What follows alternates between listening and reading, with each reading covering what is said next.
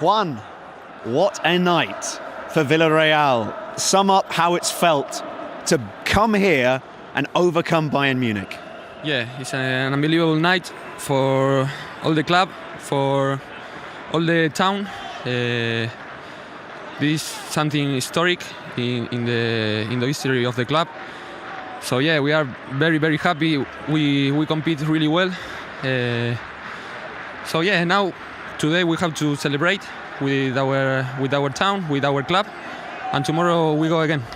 Talk to me about what went through your head when Chukwueze scored that equaliser there. I say, please, not offside, please. No, yeah.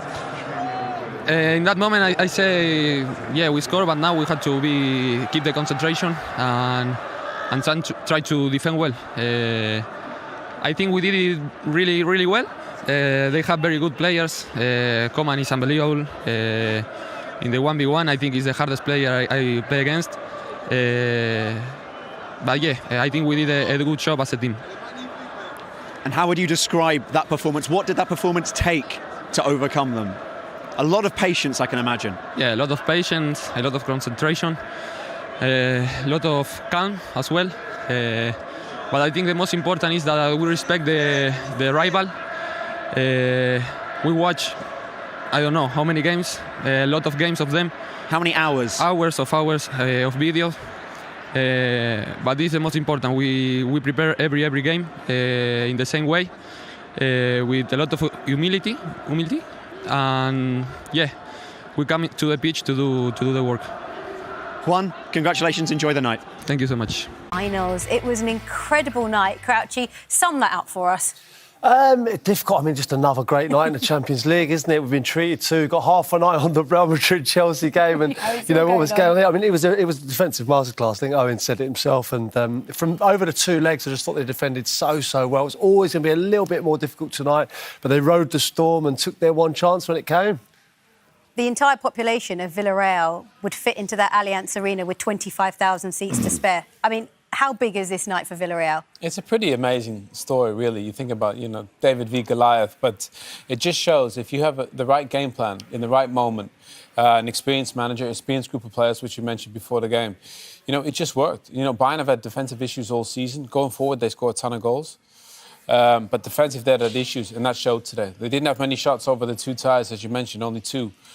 But they looked vulnerable. And look, I think all the players are going to get it. But Unai Emery deserves so much praise for the way he put this team together over the two legs. He certainly does. Now, in the second half, Lewandowski got on the score sheet, didn't he? Not long after the second half started. And they managed to just break down that yellow wall for that moment. Yeah, well, we were so frustrated because, giving the ball away to Bayern Munich in that area. Credit to Coman, I think he's, defensively fantastic. He was right on it. And then one chance for Lewandowski, kept quiet in both ties, really. But the one chance he took, and that's the mark of a top striker. Credit Nagelsmann, look, he wants to press, and this is what he does really well. Parejo takes a chance. There's no need really to play that ball in such a straight line into Capoue. Credit Coman, as Crouchy mentioned. Brilliant turnover possession. All of a sudden they're a bit open, they're a bit spread. You give Lewandowski space, he's going to score. It just shows. He barely had a kick over the two games. He gets a little window, he can score. And Bayern were dominating at that point. Possession-wise, you see the relief for Nagelsmann and for Lewandowski.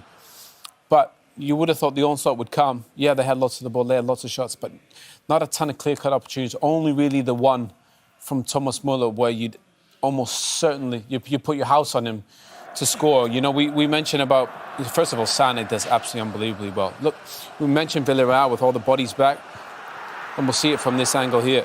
They love to squeeze up when the cross comes in, but Müller knows that. Delays his run, and you put your house on him, Crouchy, there to score, wouldn't you? Villarreal back forward have been doing it, over the course of the two legs, just stepping up at the right moment. They got that one wrong, and that was the chance, and Müller's got to score. He'll be thinking about that, won't he?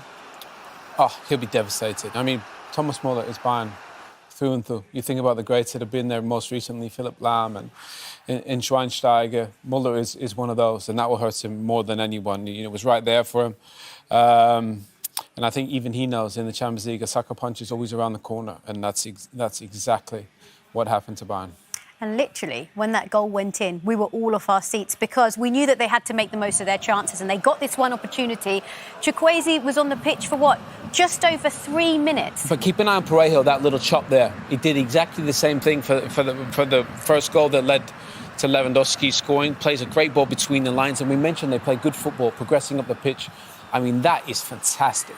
Counter-attacking football, quality in possession. Okay, a bit of lucky with the bobble finish, Crouchy, but overall they deserved it. Yeah, I mean, it was a tremendous move, from back to front. And we mentioned it before the game. We knew Bayern would throw men forward and Villareal had to take their chance when it came, but it was brilliant, incisive passing. I think he must have got a little bit lucky with the finish. He's kicking it into the ground and above the goalkeeper. They deserved it, They played substitution as well from the manager. Well, look, I mean, if he's going to get, the tactics right in terms of defensively, he got him right with the subs as well. I mean, he just seems to have the magic touch. In these knockout ties, we showed that graphic before the game. Makes it even more relevant now that they've knocked out one of the favourites of the competition. So definitely not one of the teams you'd expect to be in the semi-finals. But with a manager like Emery at the helm, over 2 legs, he gives you a chance. Yeah, I mean, their defensive work in the first half was absolutely outstanding, and he got it spot on with that. Yeah, like I say, over the course of the 2 legs, they kept. I mean, Lewandowski, I've never seen him so quiet. Obviously, still had that one chance, and he took it very clinically as we'd expect him to. But I thought that over the course of the centre halves were fantastic. I think Foyth had a difficult time against Coman today. I thought he was magnificent in the first leg, but Coman today, did have him in a bit of trouble. But they never let their heads drop, and they kept in the game. And they took their chance when it came, and they fully deserved to go into the semi-final. It's defensively, some of the blocks, they were 11 men up behind the ball at times, but they still had a threat on the counter-attack, and that's a credit to the way they've been set up. They've been drilled by Emery to play that way, and it worked to perfection. And also, I heard the team in commentary saying, in the second half they were looking a bit more leggy, they were looking tired. Would they be able to hold on? Would they match that first half performance? But they got the job done. Well, they did. They did look a bit tired. Bayern were definitely in complete control. They dominated throughout. But again, they didn't create much clear cut. And I think that's, they were under pressure, but they didn't waver. They weathered the storm quite well. That when we mentioned they got an experienced side, you could see that. They were quite comfortable being in this position where everybody's behind the ball. They got 2 great centre backs in Torres and Albiol. I think Albiol was probably the man of the match in the game, but. Look at that from Parejo there. He has no right to chop in that situation and play in between Lo Celso. But Emery, I think he'll be so proud of his players executing his game plan. Yeah, I was going to say, with Parejo giving the ball away in the manner he did, didn't let his head drop, and still to have that composure to set up that goal. Having given the ball away and given the goal away, none of them let their heads drop at any point. I thought the whole midfield, Capoue over the 2 legs was immense. There was so many heroes for Villareal tonight and in the first leg. Game between Chelsea and Real Madrid is still going on as we speak. We'll bring you up to date with what's going on there. But I can only imagine what that dressing room is like right now. They must be celebrating, and they're going to be celebrating all the way through the night. Oh, without a doubt. I mean, listen, we've won big games in the Champions League, but to do it, beating Juventus, that was a big ask. Bayern Munich, to go through. Who's saying they can't get through to the semi-final now? They'll be full of confidence, and those dressing rooms. I mean, listen, we'd love to be back in there now. That's what you play football for. These kind of moments, and for Villareal to do it in Bayern's Alliance Arena, absolutely fantastic. And of course, they will now play the winner of Liverpool and Benfica. Liverpool have the advantage as they head into the second leg at Anfield tomorrow. But I mean, either way, it's going to be a big night for Villareal. I mean, first of all, they want to focus on this. You're delighted to get semi-final, but you celebrate as a team, group of players, the manager, or the fans. I mean, that is. I don't think not many people would have seen that coming. Bayern are just so heavy favourites, so used to being in this position. Villareal and, newbies relatively to the Champions League. So credit the manager and the players. They executed the game plan beautifully. And obviously, they're underdogs in the next one if it's going to be Liverpool.